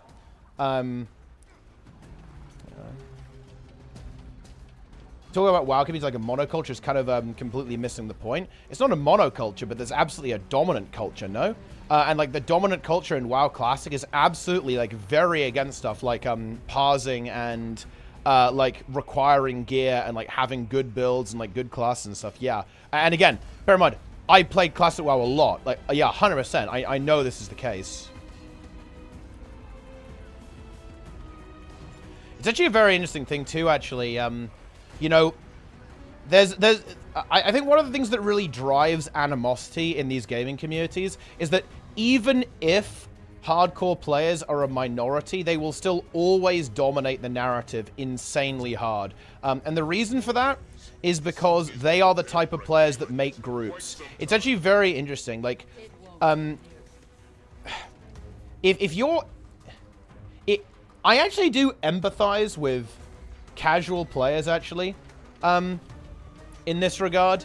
Because if you're a casual player and you don't make groups, it's actually really interesting because almost every single group that exists will be made by a quote-unquote hardcore player. So this is really weird, right? Because there are essentially no quote-unquote casual groups. Casual groups don't exist in any MMO almost. The interesting thing is that most MMOs solve this by having a group finder, and that's basically, like, it will make casual groups for you, as opposed to you having to make your own groups. So that's how, like, a lot of games actually get around that limitation. But games that don't have a group finder, there are no casual groups. And you've got to kind of, like, read between the lines here a little bit. I'll tell you guys a little secret. You know why there aren't casual groups? It's because casual groups fail. That's why. Like, if you basically have... If you have 10 Guild Wars 2 open world players, they will never get past Veil Guardian, right? Because there are just certain rules that you have to kind of obey if you want to clear this content. Like, you need to understand how boons work. You need to understand how damage works. You have to be willing to work as a team, right? Otherwise, you're just not really going to get past this ever, right? And so that's, like, problem number one. But the other problem is there's no auto group finder, right? So, like, you have to join someone else's group, and it's almost never going to be a casual player making the group. And the problem is, if you do that, then guess what happens? Your group is going to fail. And if you join, like, a hardcore players group, then you have to play by their rules. So casual players are basically forced to comply with the standards of hardcore players, which is actually a really interesting problem. It's a big mismatch. That should not happen, in my opinion. Like, you don't want to be in that situation. And that, in a nutshell, is, like, a huge problem with Guild Wars 2, is that the vast majority of the player base is basically forced to comply with the play style of, like, the top 10%, which is actually a very interesting situation. It's the same in Classic WoW, by the way. Like, people often say, oh, I can't get into groups because I parse gray. And, oh, people won't invite me because I don't have world buffs. The thing is, though, is if you have 10 people who have that mindset, you never get past, you never fucking get past any of these bosses, right? Like, you're never killing Iranicus with 10 people who parse gray and don't give a shit about putting any effort into gearing their characters. That's just not going to happen. To be honest, like, well, honestly, maybe post-nerf, but I don't know. It is what it is, right? Like, it's just not going to happen. If you have 10 people, 20 people with that attitude, it's just not going to work. And it's the same thing in Guild Wars 2. It's like, if you group 10 people who have, like, the anti-hardcore mentality together, you never clear even a single boss. It's just not going to happen. Most of our world doesn't know that Nios exists. I would want more. But there you go! But if you can remove Nios as a threat to tyranny, You actually saw this a lot in... You saw this in SOD, right? Like with, you know, SOD where fucking Kelrus was absolutely breaking people. People would not get past Kelrus. And yeah, if you pass Grey, like getting past Kelrus, it's not going to be fun, I'm not going to lie. SOD hype. SOD hype. Rewarded for answering SOS calls. I like this because it gives more hardcore players content. Just jump into Comfy to help solve more casual player struggles. Show them like a hero coming to save you. You can rate them, giving a bigger buff to the reward for helping. Yeah, I think something like that can be good, like incentivizing positive behavior. The thing is, though, I think in Guild Wars 2, weirdly enough, people would reject this. I think people hate the idea of, like... I think people really hate the idea of skill being relevant in getting rewards. I know that sounds weird, but I think it's very true.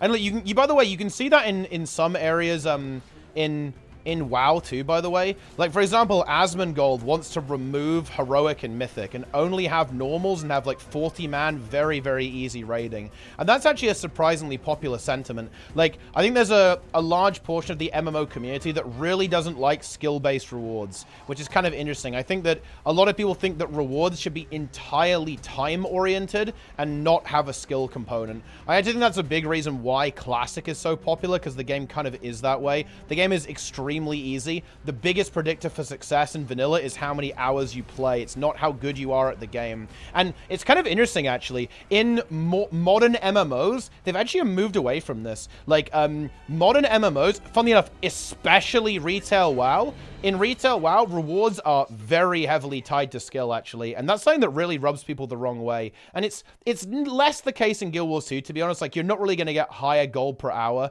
by being better at Guild Wars 2, like, outside of the monthly AT, to be honest. But, yeah, like, people don't like that. As I'd hoped.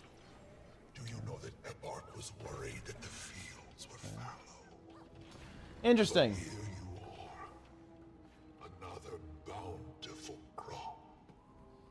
For you, I will not even Ah. surrender. You will be my finest work. Found the video. When the target audience is nobody. Here is, are MMORPGs losing their casual player base? And I try to talk about MMOs in general, but in this specific video I will heavily focus on Guild Wars 2, since that game, unfortunately, is the peak example of MMO development failure. Holy shit! You can literally times 10 everything in Guild Wars 2. Casuals are more casual than it is good for them. Competitive players try harder than necessary, especially witnessing that in PvP is actually kinda sad. And really? Delete ranked. Really? Release the last remains of the PvP community from their suffering. Don't force them to queue in the middle of the night for nothing. Oh yeah. Oh, he's talking Decisions about made that. by ArenaNet Interesting. for their Okay. game are catering towards so many layers of stupidity unmatched in the gaming sphere. So first of all, to understand my point of view, I am a very heavily invested casual. I play multiple MMOs and therefore I can't really deep dive into one single game. What I do very often these days is just wandering around, doing some random quest chains while watching YouTube or reading random posts on the forums. And for some reason I found myself playing a lot of older MMOs. However, if I had to choose one game for the rest of my life, it would be most likely Diablo 2. Okay, going back to MMOs. So, while I was wandering through Guild Wars 2, and yeah, reconsidering my life choices because that's what Guild Wars 2 does to you, I stumbled across someone obviously struggling with an open world quest. And in that specific world quest, you basically have to dash through an orb and break its shield, and quickly after shoot a fireball at the orb. And yep, in good old MMO fashion you have to do that 10 plus times to make sure you don't have fun while doing it. So while that person was struggling doing that specific world quest, and the good, humble and kind person I am, I just kept watching her suffer, while simultaneously gaslighting people on Reddit. Wait, You know, what? Wait, is this guy based? Is this guy actually based? He didn't help someone on purpose, and he's gaslighting people on Reddit. Basically doing my deeds as the average MMORPG player. Until she asked me for help, and I shit you not, it would take me around 2 minutes to finish that world quest.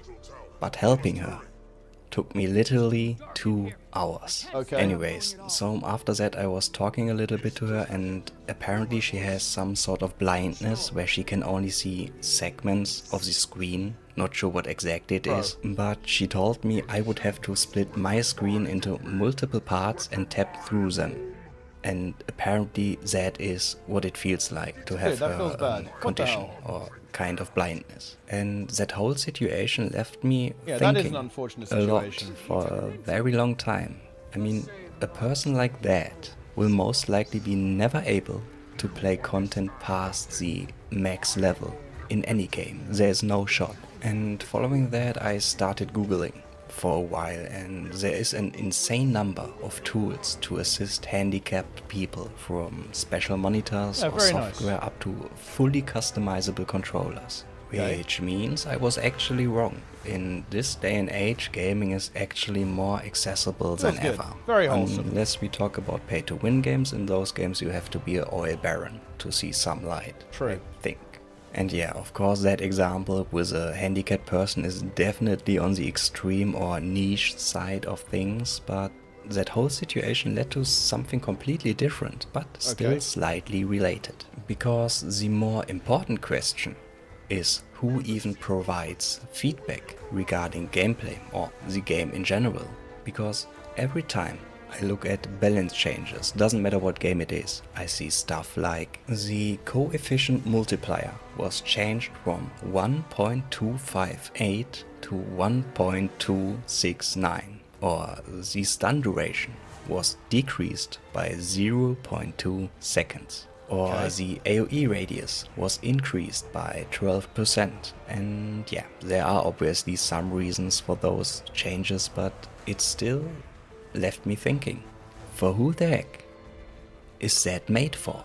Well, to answer that question, we have to go back to the root of a problem as old as MMORPGs themselves. The war between casuals blaming hardcore players for gatekeeping and hardcore players being bronze in League. Okay, I'm actually gonna make a prediction here. Okay, right. I hate to call you out here. Person who linked me to this, I am now 99% sure that you completely missed this guy's point, and this guy is actually going to be 100% right about everything he said. Like, that is, I am now very certain that you actually just didn't get it, and you kind of, we failed some media literacy here, I think, is kind of what's happened. But we'll see. Maybe this guy is a lunatic, but after listening to this intro, I think you are really wrong, but let's see.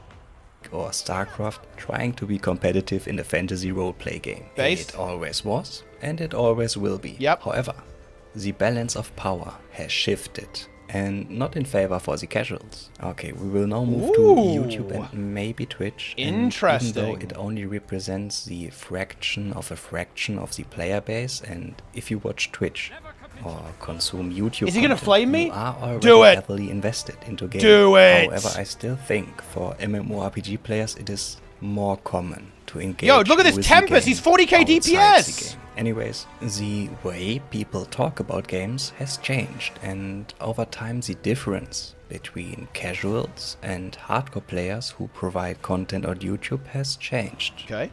Drastically. Yep. Casual content has to be almost always exclusively positive, with a slight touch of it is what it is. Oh my god. Wait, he's based. He's based. He knows. He's actually right.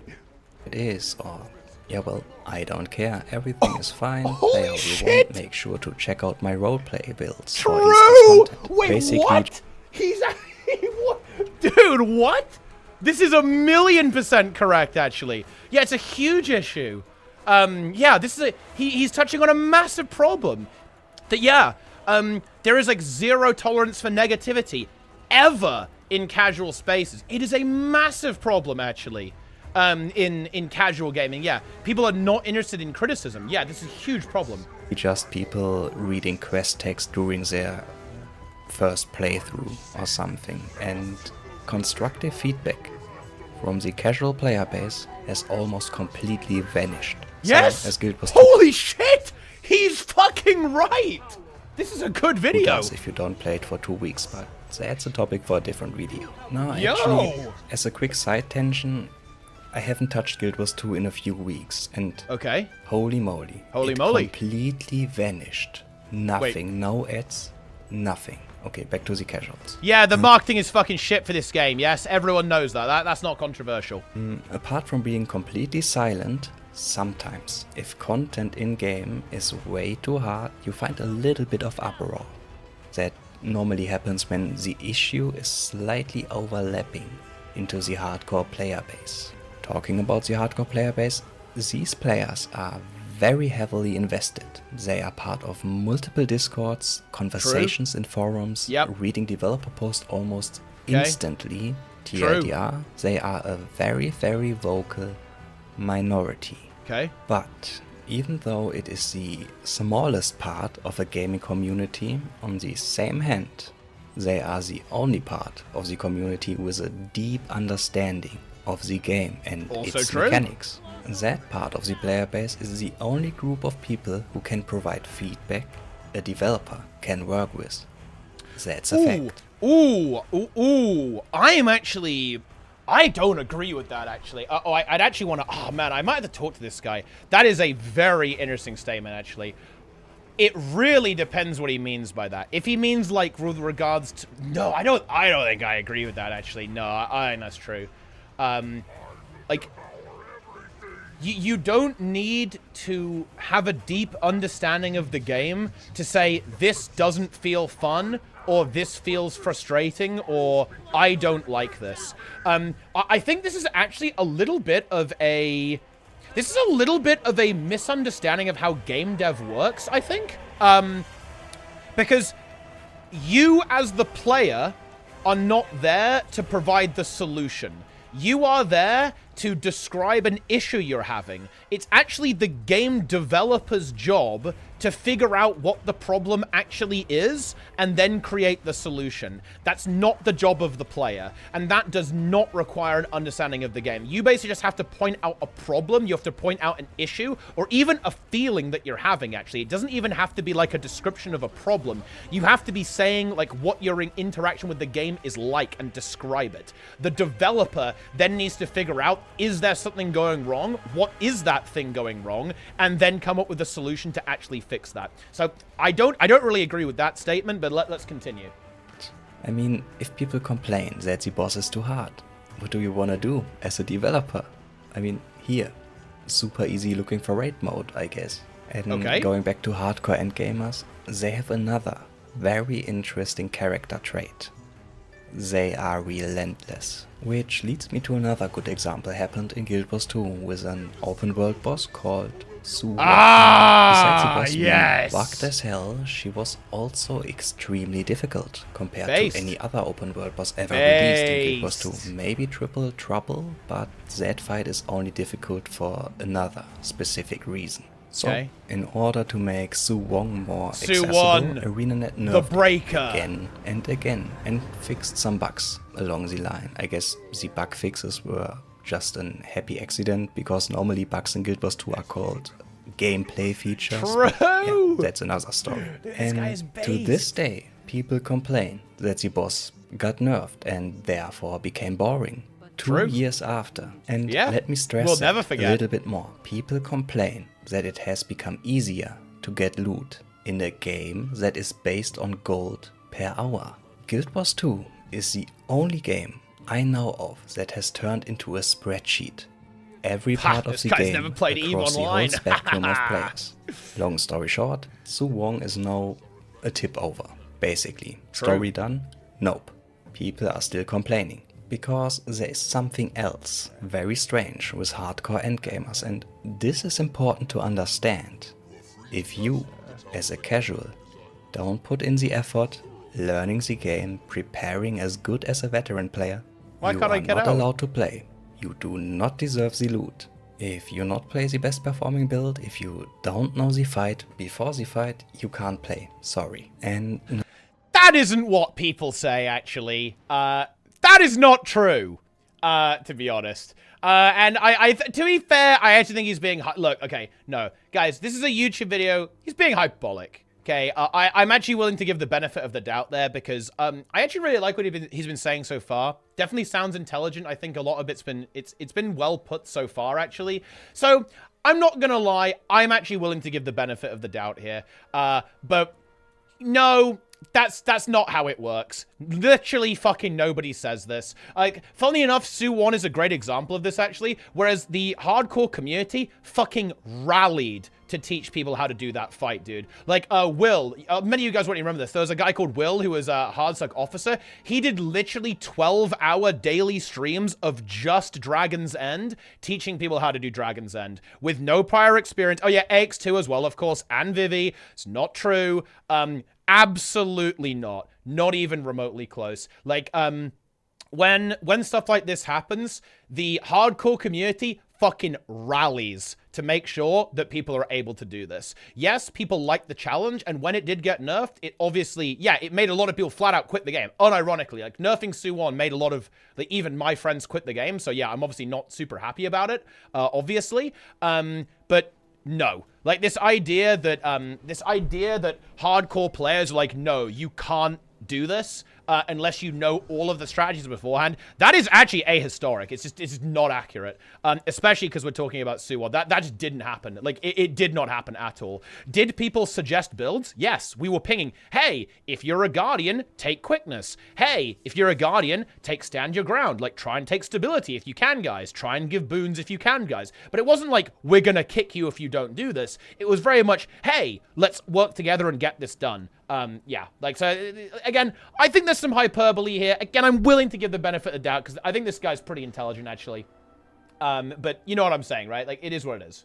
now some might say that is not true. You can play whatever DPS, healer or tank you want. And here comes the point where I unfortunately have to say, nope, that's not true. You straight up can't. Because MMORPGs are balanced around the best performing players and their strategies. For example, if people make 100 gold per hour, it will get... That is not true in Guild Wars 2, okay? Like, look, raids are not tuned around that. Like, Serra CM kind of is on legendary mode, but everything else, absolutely not. Ooh, we've fallen off here a little bit, guys.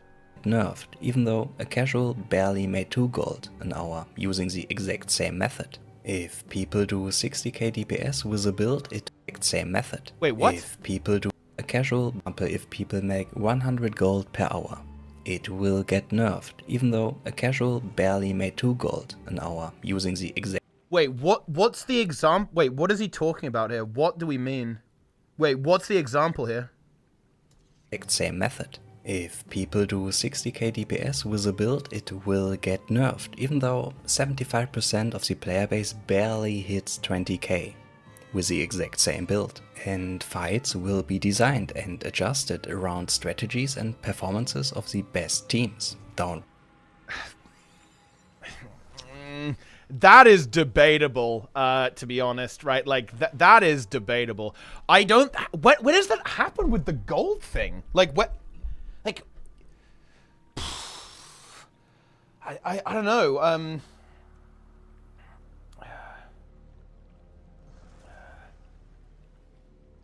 and when it comes to, like, 60k DPS, yes, you can't balance the game around people not playing it well.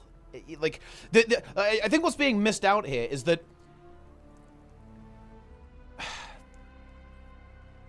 it doesn't matter it really doesn't matter whatsoever. In open world, if you're only doing like 10k, 20k DPS, with a couple of exceptions, right? It really doesn't matter. But I mean, yes, if you want to be effective, you have to learn the game, right? This is the very weird thing. It's like, oh man, it's really good. This video is really thought-provoking, really interesting video. I'm subscribing. Really interesting video, actually. To be honest, you guys should all watch this and like the video. It's a good video. Like, even if you disagree, you should still like it, and you should subscribe as well. Link it in the chat. Link this guy's channel. This is a very interesting video. What are we saying here?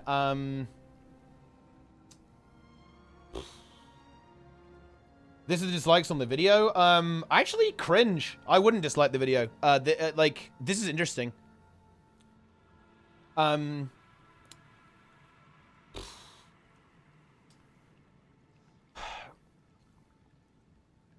Like, here, I think there's two ideas that are in tension. Like, the first idea is that you should be able to complete all content with no effort, essentially, like, as a casual player. But is that really a good thing? Like, yeah, if you want to do a raid, you should have to... I'm not gonna lie, this just says difficulty settings to me, honestly. Like, this just says difficulty settings. Like, and I don't disagree here. Like, yeah, the way you solve this is by having a convergence for Su-1, right? Like, you know, the old version of Su-1. And what they're doing with the new raid, right? You have like a convergence version, an open world version, normal, like, legendary and challenge. Like, you just fix it with difficulty settings, right? Like, yeah, I don't know. Like, I mean, I don't know. I'm not sure what the point is with this one. If I'm being honest, what does he mean? Wait, where's he going with this? I need to listen more. Bring the player, bring the class. If you don't have a Mesmer portal, Warlock portal, or whatever weird gimmicky skills are out there, the fight will be impossible. No teleport. That is literally just Ceres and HTCM. Oh, dude, Awesomeness is so right. The entire perception of the meta is around 2 fucking fights. Oh, that's so untrue. Oh, man, that's really wrong. No, it's gone off the rails. No. No kill. It isn't No, that's not true. That's giga untrue. Don't stay in the fire. You have to dodge roll out into a portal to drop the debuff outside the map, just to teleport back while you portal to about don't stay in the fire. No teleport, no kill. It isn't anymore about don't stay in the fire. You have to dodge roll out into a portal to drop the debuff outside the map, just to teleport back while you press your rotation without meaning, because nowadays everything... Wait, what fight is he talking about? Is he talking about HTCM? Is he talking about HTCM?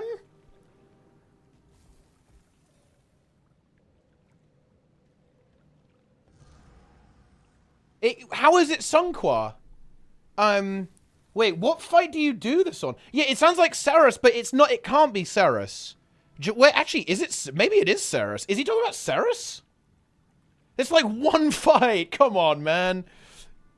Thing just happens. You still have a strict order of skills to press, but everything just happens. That is the case in almost every modern MMO, in World of Warcraft especially. The only skill that kinda feels good to press is execute.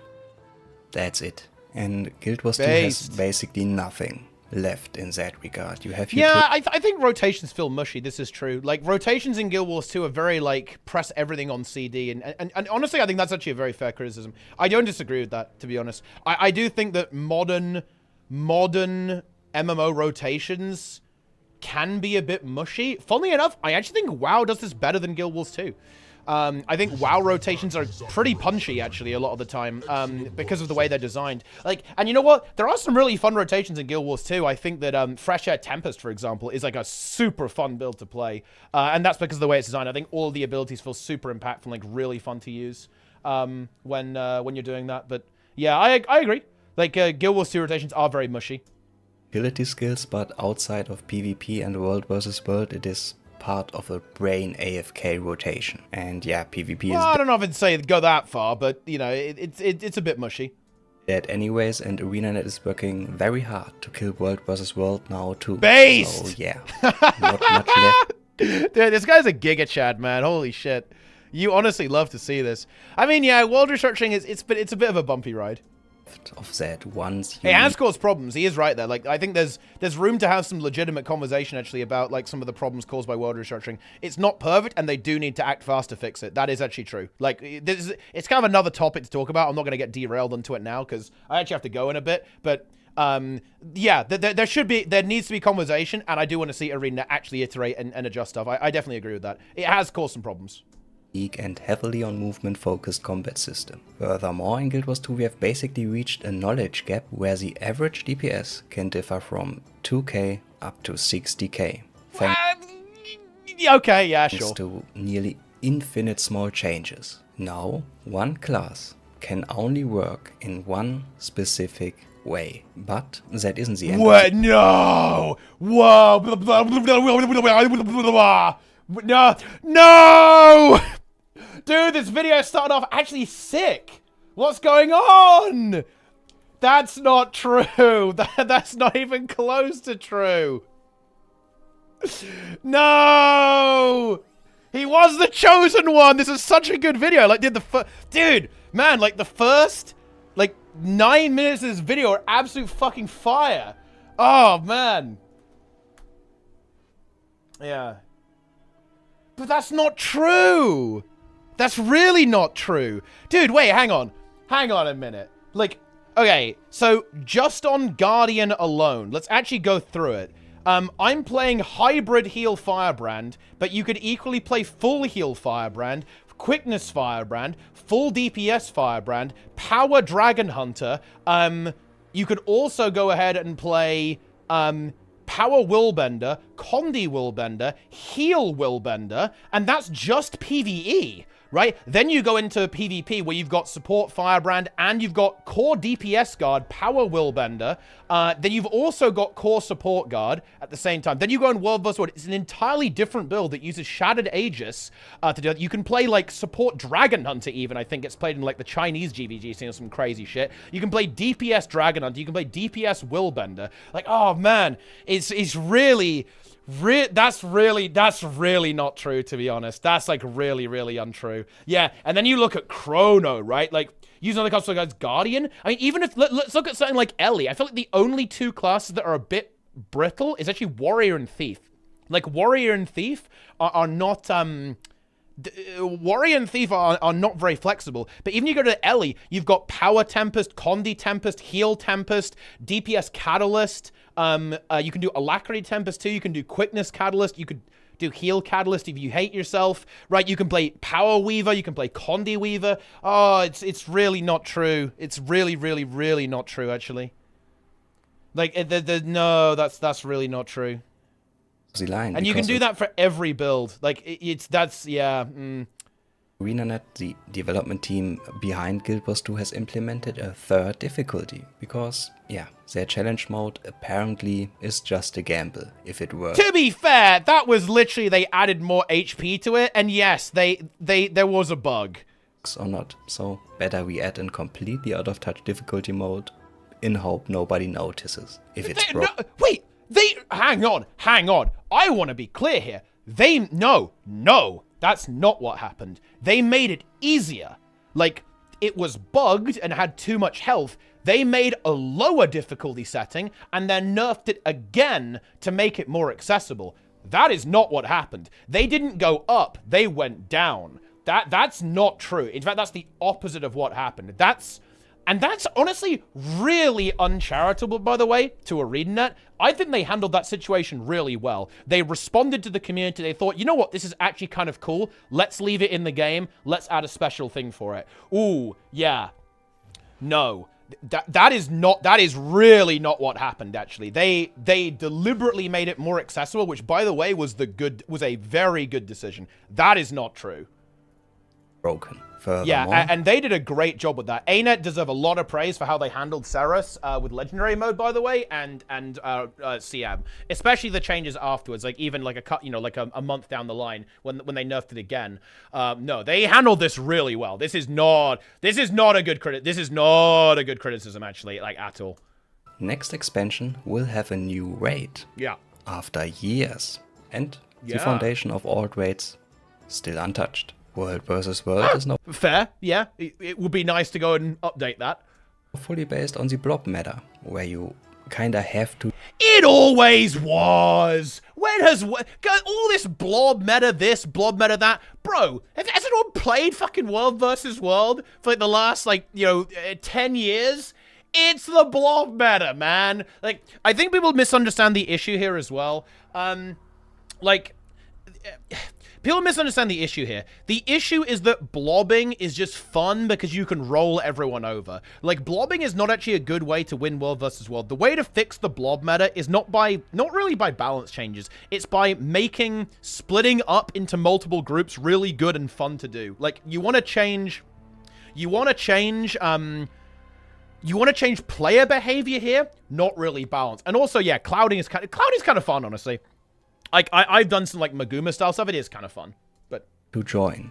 And you can still cloud, by the way. I definitely agree that supports are overtuned right now. That's actually 100% fair as a balance criticism, but I don't hate it right now. Big group. Yeah, exactly. Making win will make... Well, exactly, yeah. You want to look at player behavior. Like, this is not even, like, a balance issue. This is a player behavior issue, in my opinion. No additional gameplay features to promote small Havoc squads. Like agreed. Yeah, okay. That's a fair criticism.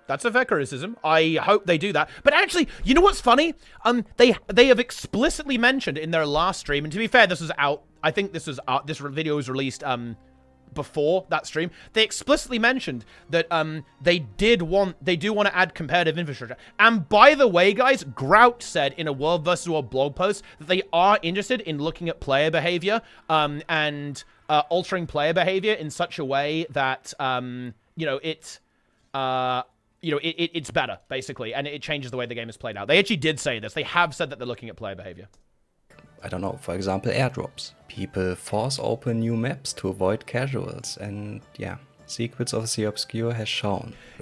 They do that because the casual player base has zero desire to actually interact with people and give respect to people who lead. They don't engage in any way, and that's not fun. There has to be a bit of give and take here, right? Like, a relationship has to be reciprocal. It has to go both ways. It can't be take. If someone's going to tag up, there has to be a mutual respect between these two parties. The reason why people do private maps and force new maps open is because they don't feel that there is that mutual respect. ArenaNet doesn't care for the open world anymore. It is basically just a skeleton to be salvaged for instance content. ArenaNet's new... Okay. The bad news is... Dude. I got baited, man. I'll admit when I'm wrong. Dude, Piranha Octopus, he was right. He was right. This video's unhinged. I like it. It's pretty base, though. It's actually... Dude. Oh, man. He really had me in the first half. Holy shit. What does he mean by that? Wait, what does he mean? Like...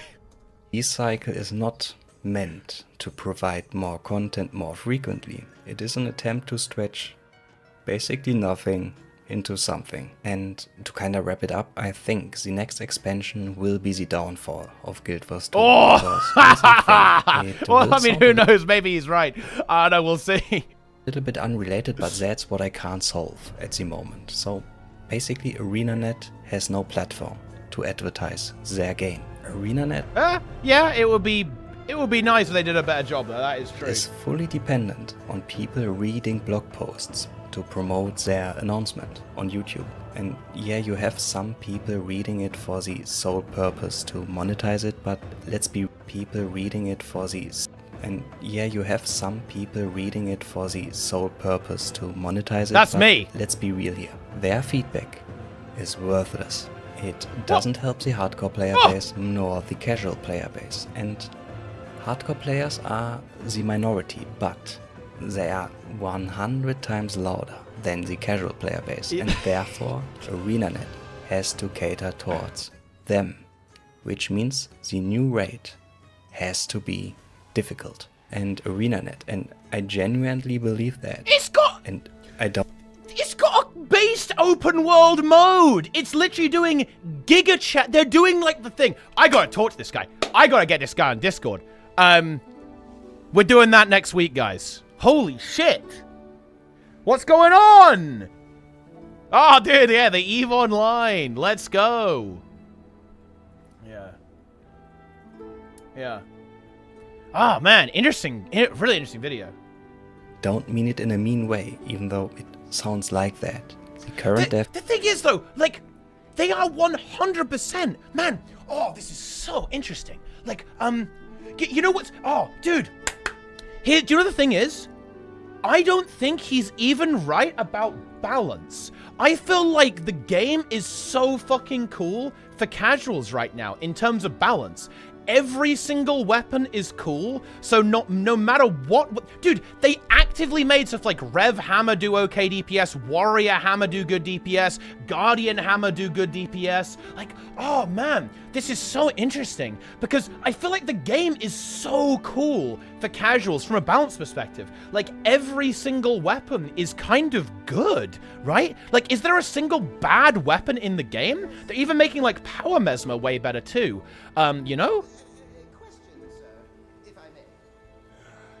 Rev Sector's good though. Like as a support weapon, it's probably okay as a power. Oh yeah, I guess Rifle Warrior's Rifle Warrior's pretty mediocre. That is true actually. But like I feel like every weapon is good, and they're even making like every ability good as well. You know, Necro Warn. I mean, Necro Warn's a good offhand. Yeah, like nothing wrong with that. Nothing wrong with Necro Warn. Star Doge and Ellie is still bad. It's like playable though, and it's a good support weapon. Necro Axe. Necro Axe is honestly fine. It's honestly fine. Yeah. I don't know. Dev team is not the development team that made Guild Wars 2 great. It just isn't. And in addition to that, ArenaNet cannot design hard bosses. If a boss is hard, it I mean, wait. will mostly be based on an accident, like Suk Wong. That is a bit harsh. I mean, sure, encounter design is not their strength.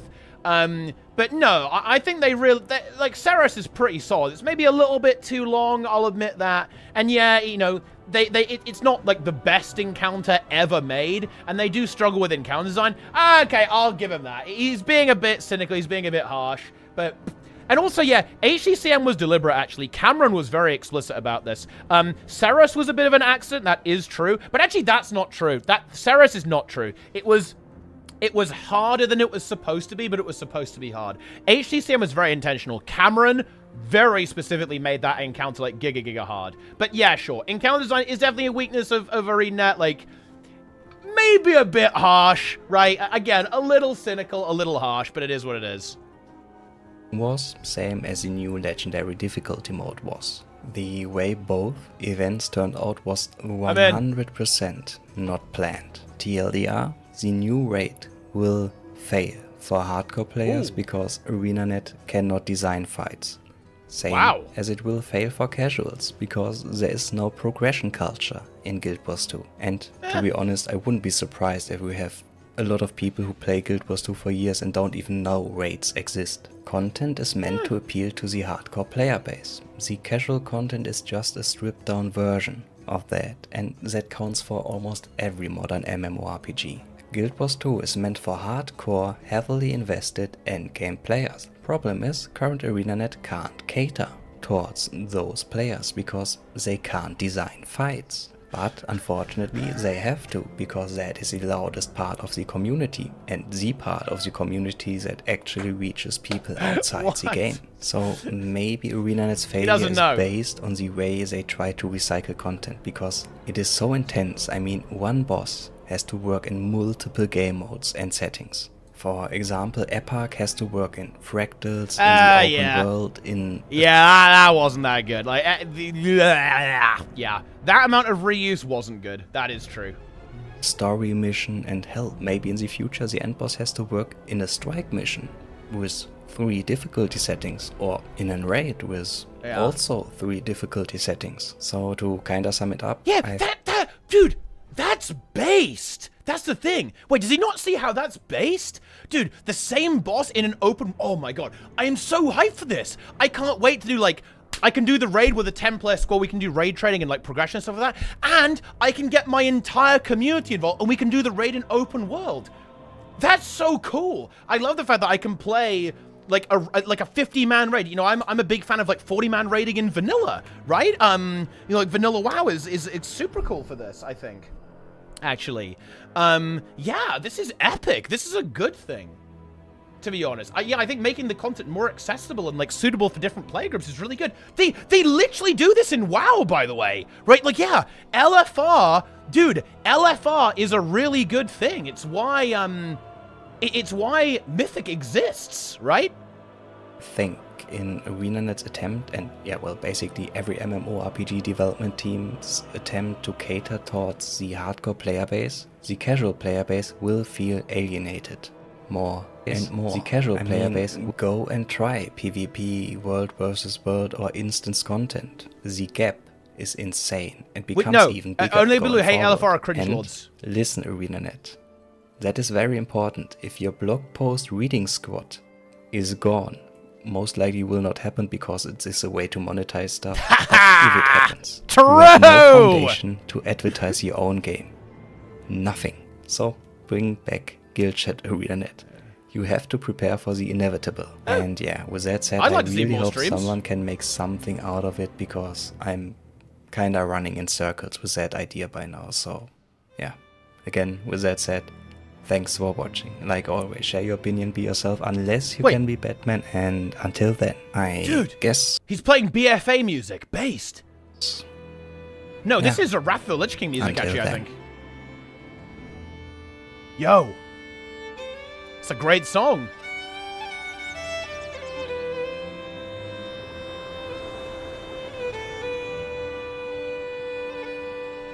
Honestly, really interesting, really interesting video, actually, in my opinion. Really interesting video. I'm going to talk to that guy. I'm going to get that guy on.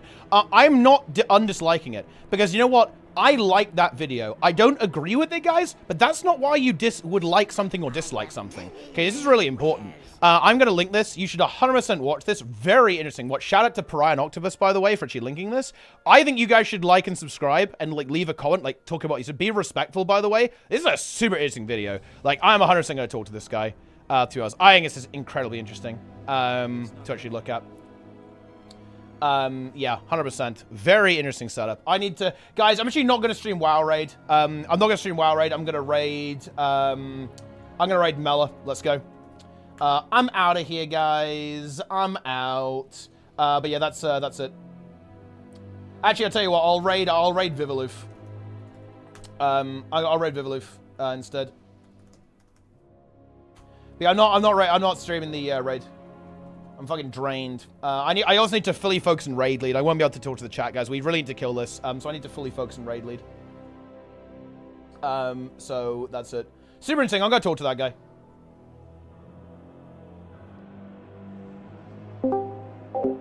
Where do we position with the second seeds, by the way? Like, but yeah, after we first I'll do some more commentary on that video as well, actually. That is really interesting. I want to talk to that guy. Probably be over here, right? But anyway, take it easy, guys. I'll see you all tomorrow. Daily streams are fucking back, boys. Oh, yeah! First. Yep. Then... Yeah. But anyway, guys, I'm going to keep linking that. 100%, guys. Watch the video, like it. I think it's a really cool video. Again, you do not dislike something because you disagree. You only dislike something if it's not a good video and it's dog shit and it's not good and not interesting. None of those statements apply to this video. You should 1,000,000% subscribe, guys. And this guy's got a cool accent. Like the video, give it a sub, leave a comment, guys, feed the album. Super interesting in my opinion. Get in there. You know, you don't have. I will be talking to this guy. You don't have a lot of time. What is the...